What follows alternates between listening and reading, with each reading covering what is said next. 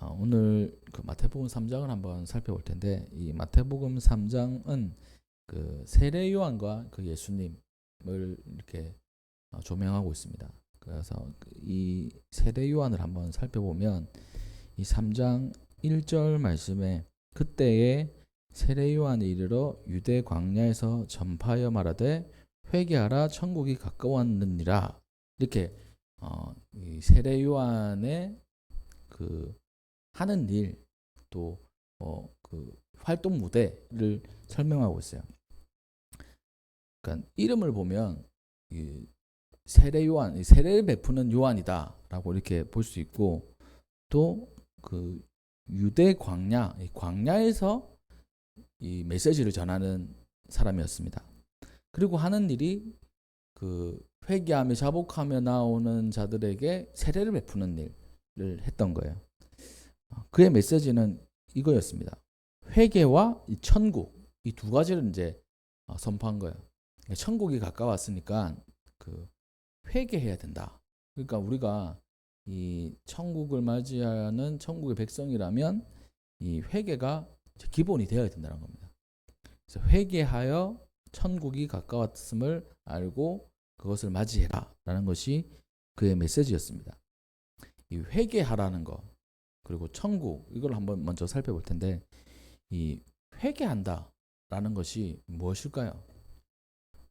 회개는 저는 이렇게 생각합니다. 하나님 앞에서, 예수님 앞에서 자기 자신을 발견하는 거예요. 어떤 나를 발견하느냐면 진짜 이 심판받을 수밖에 없는 죄인임을 깨닫는 겁니다. 그 세상 많은 사람들이 자기가 죄인임을 깨닫지 못하고 살아가는 사람들 많습니다.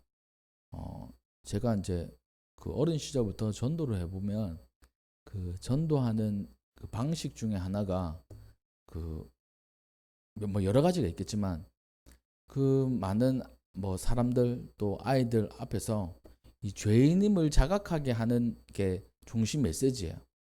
그래야 예수님이 필요하거든요. 이 죄인이 아니면 예수님 필요 없습니다, 사실. 그래서 여쭤보면 이렇습니다.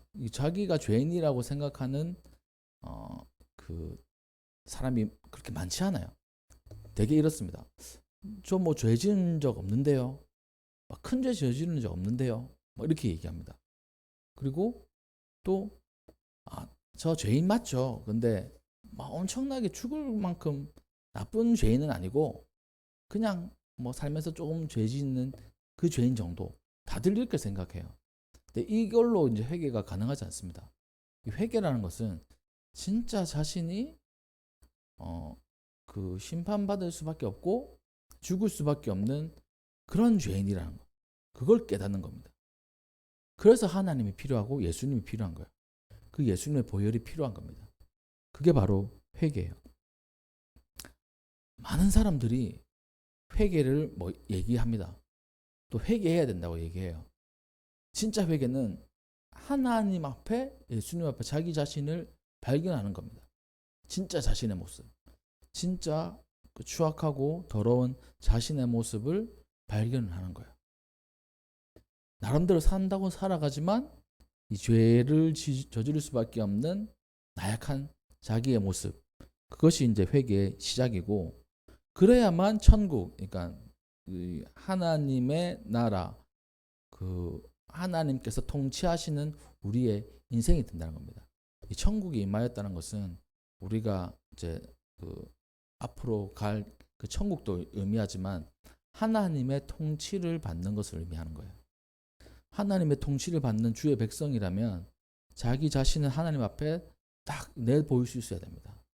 진짜 완전 적나라하게 하나님 앞에 서는 거예요. 진짜 죄인임을.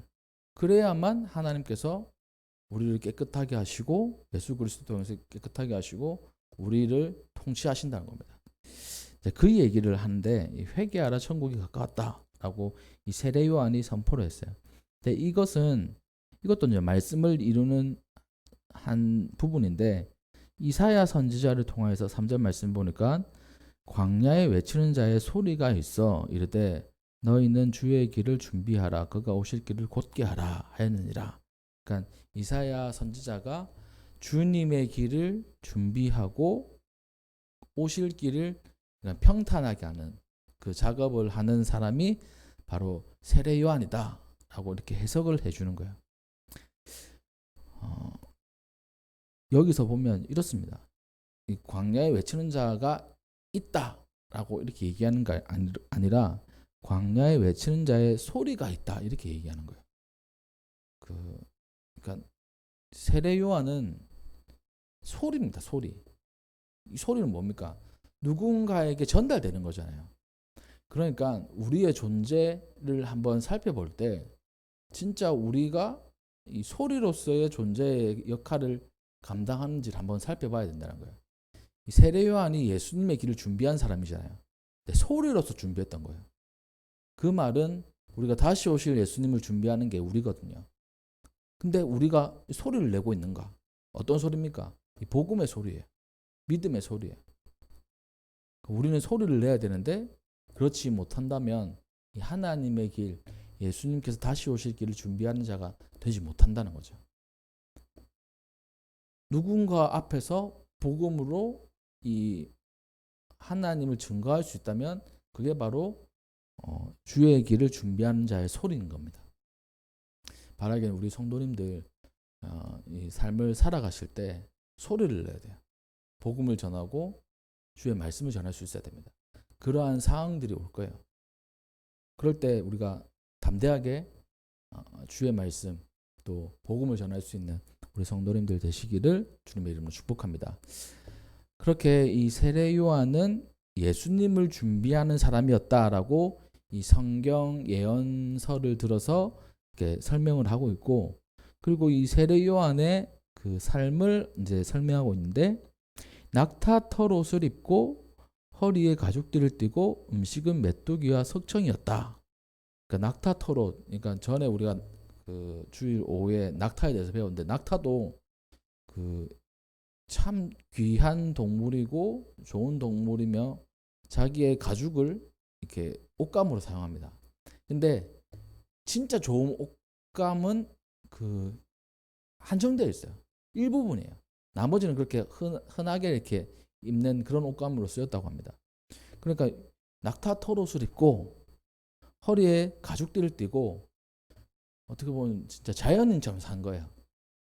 또 음식은 메뚜기와 석청, 메뚜기를 잡아먹고 석청은 이제 돌 틈에 있는 꿀을 얘기하지 않습니까?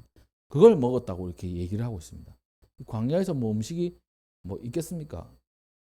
그 메뚜기를 잡아먹고 석청을 먹는다. 우리 성도님들 메뚜기 드셔본 적 있으세요? 저는 예전에 한번 먹어봤거든요. 저희 외삼촌 한번 예전에 어릴 때 우리 초등학교 다닐 때 저는 방학 때 그 일과 중에 하나가 우리 동네에 있는 이 개울 그리고 산에 가가지고 매미 잡고 잠자리 잡고 메뚜기 잡고 개울에서 고기 잡고 이렇게 일과였어요.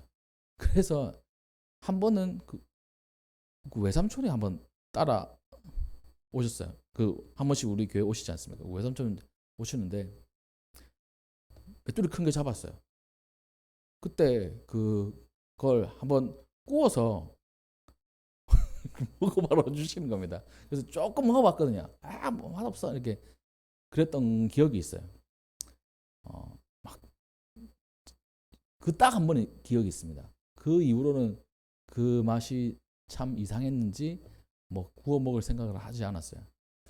그러니까 이 유대인들 중에 이 광야에 사는 사람들 메뚜기를 잘 잡아 먹었다고요. 그 메뚜기가 그 우리가 생각하는 그 메뚜기와도 비슷한 그 메뚜기과에 그 있지 않습니까? 그 딱 멀리서 보면 뭐 모래 폭풍 같은 게 이렇게 이런 것 같아요. 근데 메뚜기 떼예요. 한번 지나가면 농작물이 다 이렇게 갉아먹으신 그런 메뚜기 얘기하는 겁니다. 엄청 큰 거. 뭐 크다고 이렇게 큰 게 아니고 뭐 손바닥만한 그런 메뚜기들 있지 않습니까? 그런 거예요. 그래서 뭐 이름이 따로 있는데 통칭해서 메뚜기라고 얘기합니다. 그걸 먹고 살았나? 약간 갸우뚱하기도 해요. 그래서 이 성경을 연구하는 분들이 이 메뚜기가 뭘까? 라고 해서 진짜 메뚜기라고 하시는 분들, 메뚜기이기도 하고 또 그 쥐엄나무라고, 저도 뭔지는 잘 모릅니다. 근데 성경에 쥐엄나무가 나와요. 언제 나오냐면 그 돌아온 탕자의 이야기에서 나옵니다. 탕자가 자기 아빠 집에서 살면서 이렇게 얘기합니다. 아버지, 저에게 주실 그 재산들 지금 먼저 땡겨주세요. 제가 크게 한번 사업해 보겠습니다. 라고 해서 아버지가 그래 알겠다. 그래서 먼저 이 재산을 챙겨줘가지고 먼 나라로 갔어요. 거기서 허랑방탕하게 살았습니다. 막 친구들하고 놀고 막 허랑방탕하게 살았겠죠. 그러다가 돈 떨어지고 친구도 돈 있으니까 붙지 돈 없으니까 다 내팽개치는 거예요. 그래서 하다 먹을 게 없으니까 돼지 우리에 돼지가 먹는 쥐엄나무 열매를 먹었다라고 이 성경이 기록하고 있습니다. 그러니까 사람이 먹을 수 없고 돼지나 먹는 그런 나무 열매가 이제 쥐엄나무인 거예요. 근데 쥐엄나무를 유대인들이 메뚜기 열매라고 이렇게 얘기한다고 합니다. 그래서 아마 이 그 세례 요한이 이 쥐엄나무를 먹고 살지 않았을까, 메뚜기 열매라고 하니까 그렇게 이제 비유적으로 이렇게 성경에 기록되지 않았을까, 이렇게 해석하게 돼요. 뭐 그 신빙성이 있죠. 어쨌든 사람이 잘 안 먹는 그런 열매를 먹고 아주 그 힘들게 살았다는 거 아니겠습니까? 그리고 석청도 마찬가지예요. 이 석청도 이 돌에서 나는 꿀을 얘기하는데, 이것도 이 꿀이라고 하면 좀 맛있겠는데 뭐 이렇게 생각될 수도 있지만, 아주 이게 천하고 또 값어치 없는 그런 음식의 대표적인 거예요. 그러니까 길을 가다가 우연히 발견할 수 있는 거, 그리고 우리가 꿀을 발견하는 게 그렇게 쉬운 일은 아니지 않습니까?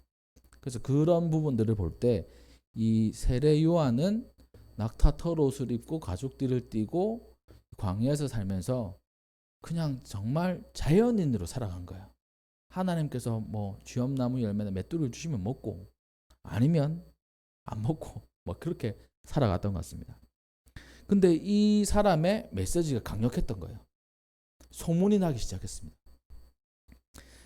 이때 5절 말씀 보니까 예루살렘과 온 유대와 요단강 사방에서 다 그에게 나왔어요. 그러니까 신령한 사람이 나타난 겁니다. 그러니까 우리도 어떤 그 신령한 분이 나타나면 막 사람들이 모이기도 하거든요. 저는 사실 어떤 분이 유명한지 잘 모르는데, 그 기도하시는 분이나 신앙생활 하시는 분들은 어떤 그 유명하신 예언하시는 뭐 원장님이 계시다라고 하면 뭐 잘 가요. 그래가지고 그 기도원들이 참 커지기도 하고 대단해지기도 하더라고요.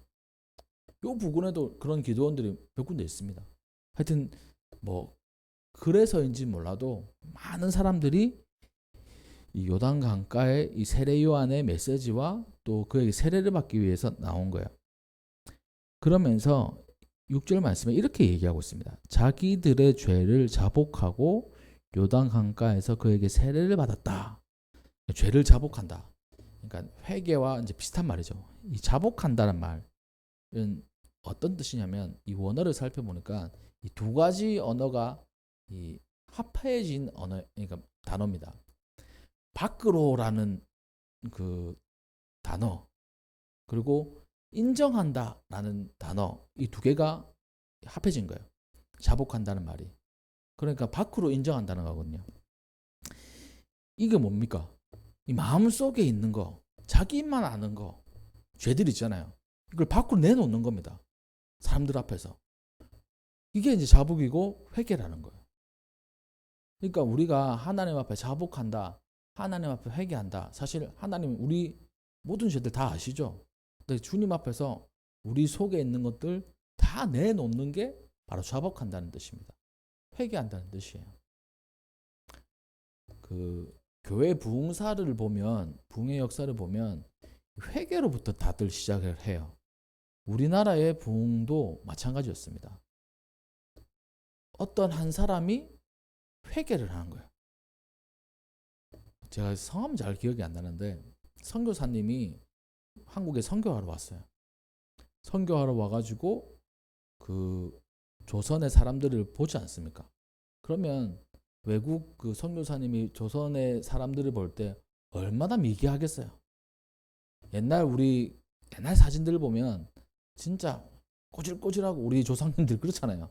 꼬질꼬질하고 뭐 아무것도 잘 모르는 것 같고, 뭐 양반들이 이렇게 헤엄하고 있겠지만 보통 우리 평민들, 그리고 또 그 하인, 이런 분들은 정말 이제 비참하게 살았지 않겠습니까? 그런 걸 보고 정말 미개하다고 생각한 거예요. 정작 선교하러 왔는데 이 조선 사람들을 보고 마음을 닫아버린 겁니다. 이 미개한 사람들에게 내가 복음을 전해서 뭐하냐. 그러한 마음으로 복음을 전한 거예요. 그러다가 어떤 집회 시간에 선교사님이 그걸 회개하기 시작한 겁니다. 제가 지금 조선에 있는 많은 사람들을 보고 그 비판하고 또 경멸하고 그런 마음이 저에게 있었습니다. 저를 용서해 주세요. 선교사님이 그렇게 얘기를 하니까 한 사람 한 사람씩 자기의 죄를 고백을 하는 거예요. 속속들이 고백을 하는 겁니다. 그래서 부흥 운동이 시작된 거예요. 평양에서 뭐 이렇게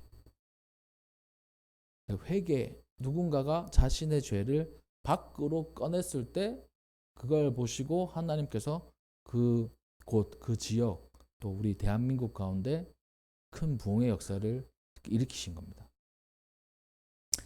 그래서 우리가 하나님 앞에 자복한다는 거, 내 마음속에 있는 거 밖으로 꺼내놓는 거예요.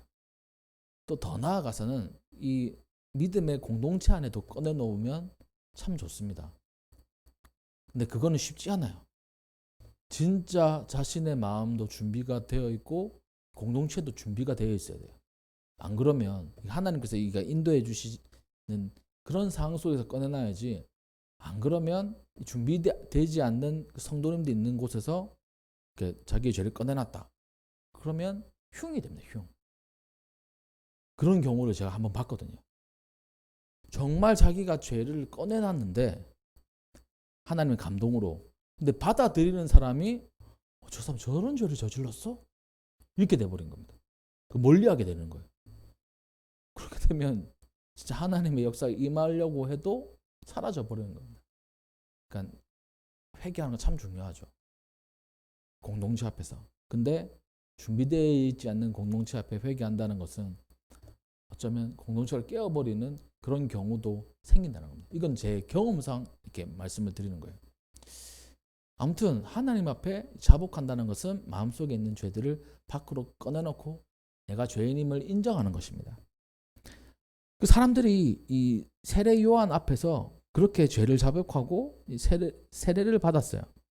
그리고 그 소식을 듣고 이 종교 지도자들이 다가옵니다. 7절 말씀에 바리새인들과 사두개인들, 그러니까 바리새파와 사두개파, 이때 당시에 그 예수님 당시에 종교 지도자는 세 무리가 있었어요. 한 무리가 바리새인, 율법을 막 쪼개가지고 정말 세밀하게 지키려고 하는 사람. 이 사두개인은 제사장들, 어떻게 보면 종교적 기득권들. 바리새인들은 기득권은 아니지만 사람들로부터 존경받는 사람들. 왜 존경받을 수밖에 없냐면 그냥 말씀을 진짜 세부적으로 쪼개가지고 지키려고 하거든요. 근데 그게 예수님 보시기에는 외식하는 자로 보이는 겁니다. 하나님 앞에 똑바로 살아야지 사람들 앞에서 막 길거리에서 큰 소리로 기도하고 막 금식하는 티 내고 이런 거 하나님께서 원하시는 거 아니다. 차라리 골방 들어서 기도해라. 이렇게 하실 정도로.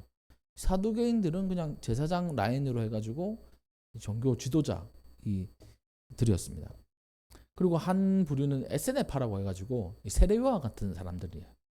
그러니까 변두리에서 하나님을 바라보는 뭐 이런 그 세 가지 파가 이 종교계를 이끌고 있었는데, 이 두 바리새인들과 사두개인들이 세례를 베푸는 대로 오는 것을 봤어요.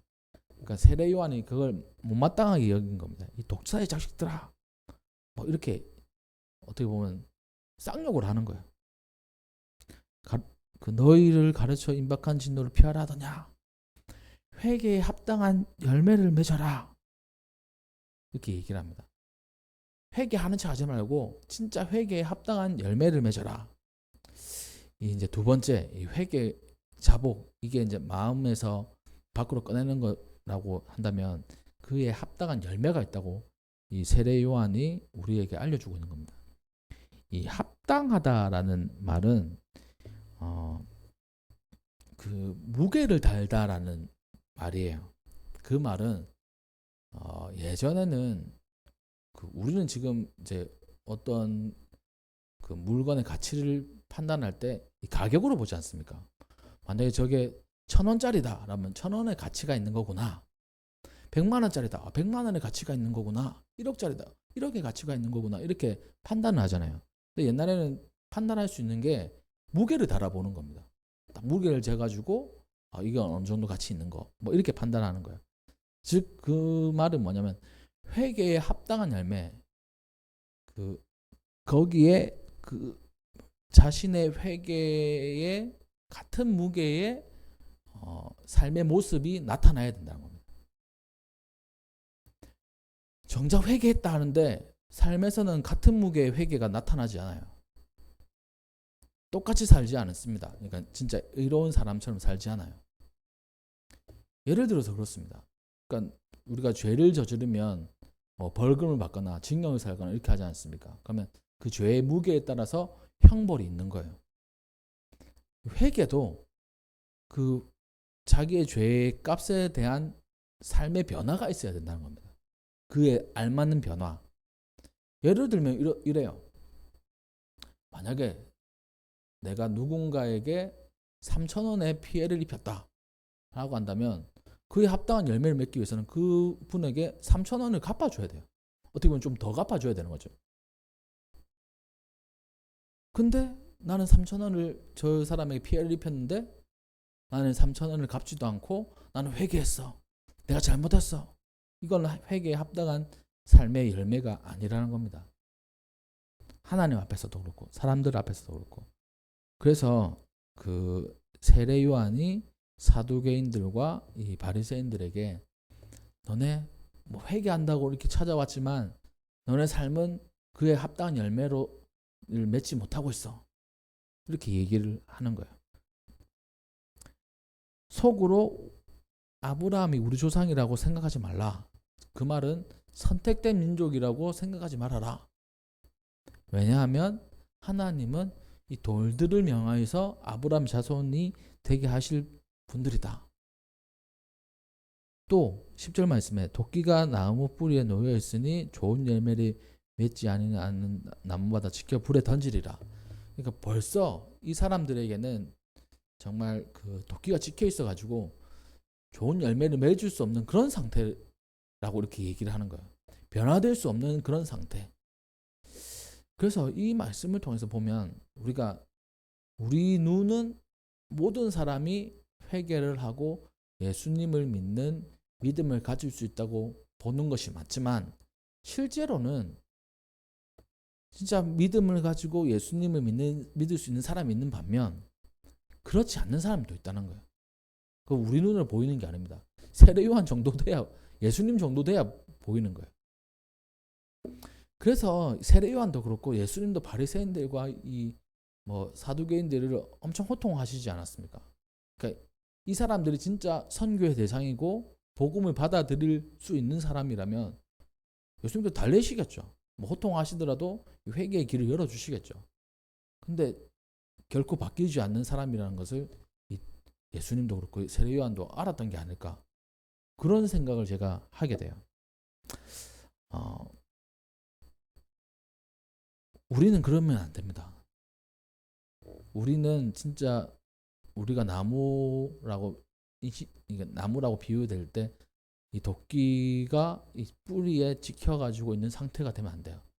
절대 그 좋은 열매를 맺을 수 없는 그런 상태인 나무가 우리가 되어서는 안 됩니다. 그러려면 어떻게 해야 됩니까? 주님 앞에 늘 자복하는 마음이 있어야 돼요. 회개하는 마음이 있어야 돼요. 그것이 우리의 모습이어야 된다는 것입니다. 그러면서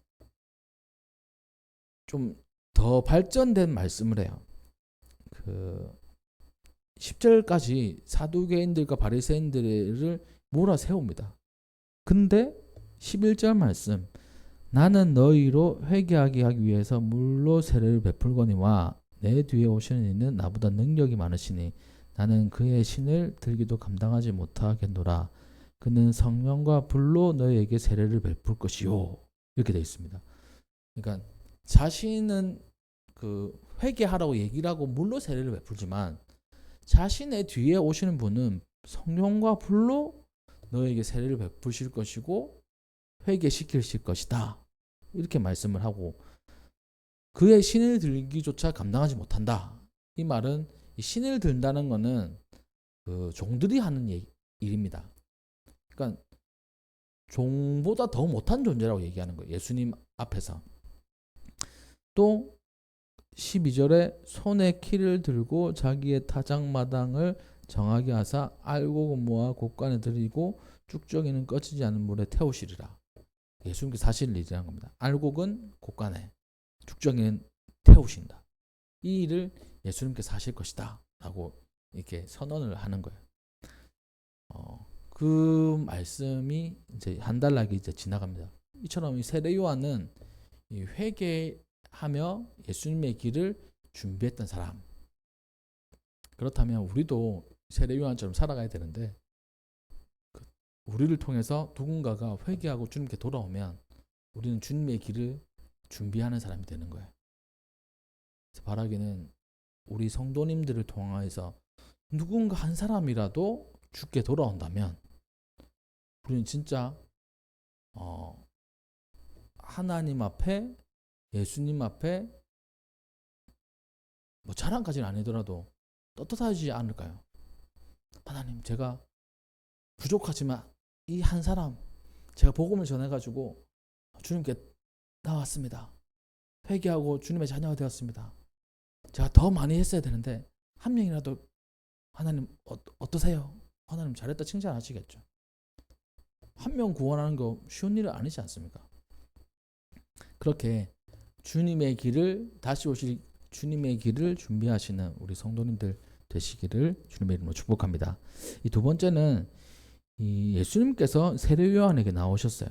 그리고 세례를 받으시려고 합니다. 그러자 세례 요한 14절 말씀을 보니까 제가 예수님께 세례를 받아야 되는데 왜 저에게 세례를 받으시려고 합니까?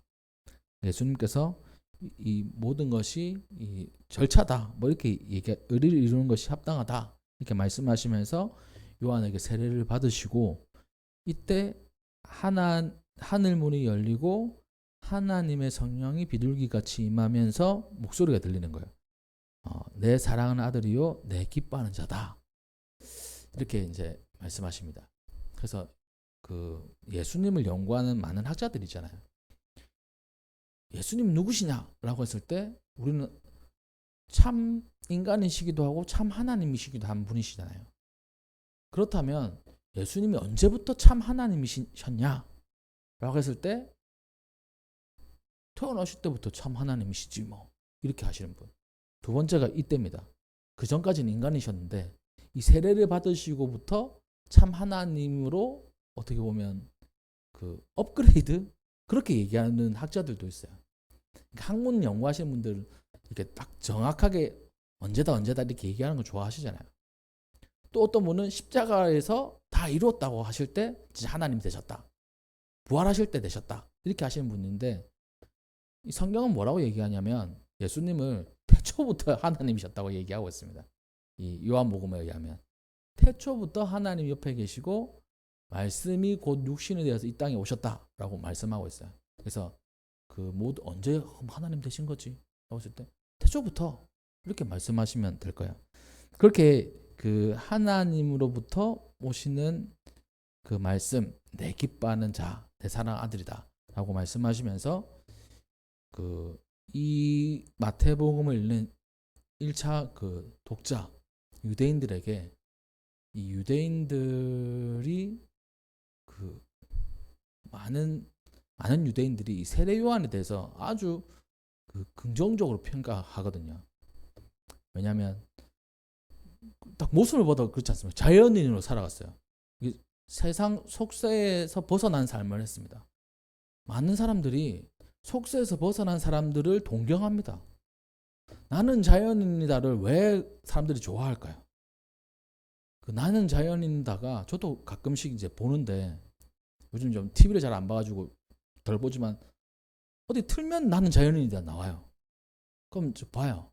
그러면 저도 저 속세를 떠나서 산속에서 살고 싶다라는 마음이 듭니다. 근데 얼마나 거기 살기 불편하겠어요. 인터넷도 안 돼. 또 뭐 겨울엔 추워, 여름엔 더워, 먹을 것도 마땅치 않아. 그렇잖아요. 근데 사람들은 동경해요. 그 부귀와 영화를 다 버리고 광야에 사는 세례요한. 또 영성도 있어요. 하나님의 말씀을 선포하는 겁니다. 그러니까 동경할 수밖에 없죠. 원래 세례요한은 제사장 집 아들입니다. 그러니까 종교 지도자들 중에 이 지금 욕하고 있는 사두개인 그 속에 한 사람이었을 거예요. 그러니까 제사장의 아들이기 때문에 이 사람은 제사장이 되어야 돼요. 왜냐하면 대를 이어서 제사장이 되거든요. 근데 어떤 일인지 모르겠지만 제사장이 안 되고 이 광야로 나간 거예요. 그래서 많은 그 학자들이 아마 이 제사장 간의 권력 다툼에서 이 세례 요한의 가문이 탈락됐을 거다. 그래가지고 뭐 쫓겨났을 거다. 뭐 이런 얘기도 하기도 합니다. 하여튼 사람들이 참 좋아해요. 유대인들 세례 요한 하면 정말 자연인처럼 또 하나님 앞에 홀로 서고 또 그 뭐 권력에 굴하지 않고 사두개인들 바리새인들한테 이 독사의 자식들아 막 큰 소리 외치고 사람들이 좋아하기 참 좋습니다. 그리고 헤롯 왕가의 그 잘못된 하여튼 문화 이런 걸 비판해 가지고 결국엔 죽었잖아요. 그러니까 사람들 속에서는 세례 요한이 진짜 대단한 인물인 거예요. 헤롯 왕도 세례 요한을 죽이지 못했어요. 왜냐하면 다른 사람이 많다는 걸 알고 있었기 때문에. 근데 하여튼 잘못돼 가지고 죽게 됐지 않았습니까? 그런 것처럼 사람들은 이런 사람 이 세례 요한을 동경해요. 근데 성경에서 뭐라 얘기하냐? 세례 요한이 예수님을 준비한 사람이다라고 얘기하는 거예요. 그리고 예수님께서 그에게 세례를 받으셨는데 하나님의 음성이 들렸다. 그러니까 자신들이 동경하는 사람이 바라보고 준비했던 인물이 예수님이라고 이렇게 된 겁니다. 그래서 그 마태복음의 독자들이 예수님을 받아들이는 게 좀 더 쉽게 되는 거죠. 자, 오늘 말씀을 한번 정리를 하겠습니다. 오늘은 그 세례 요한에 대해서 한번 설명을 드렸는데 세례 요한은 예수님의 길을 준비하는 사람, 소리, 우리도 그런 사람이 되어야 된다. 그리고 회개는 무엇인가라고 했을 때 자신의 마음속에 있는 것을 밖으로 꺼집어내야 돼요. 하나님 앞에, 믿음의 공동체 앞에 이러한 이야기들을 함께 나누었습니다. 그리고 예수님께서 이 세례 요한에게 세례를 받으시며 하나님의 음성이 들렸던 것, 바로 예수님이 바로 왕이시고 예수님이 구원자이심을 알려주시는 겁니다. 우리 성도님들에게 바라기는 오늘 말씀을 통해서 우리도 세례 요한처럼 되어야 돼요. 예수님의 길을 준비해야 됩니다. 소리로서 준비해야 돼요. 복음을 전해야 됩니다. 그리고 회개에 합당한 열매를 맺어야 돼요. 같은 무게의 그 열매를 맺어야 되는 겁니다. 그러한 삶이 우리의 삶이 되어서 정말 다시 오실 예수님의 길을 잘 준비하는 우리 모든 성도님들 되시기를 주님의 이름으로 축복합니다. 네, 기도하겠습니다.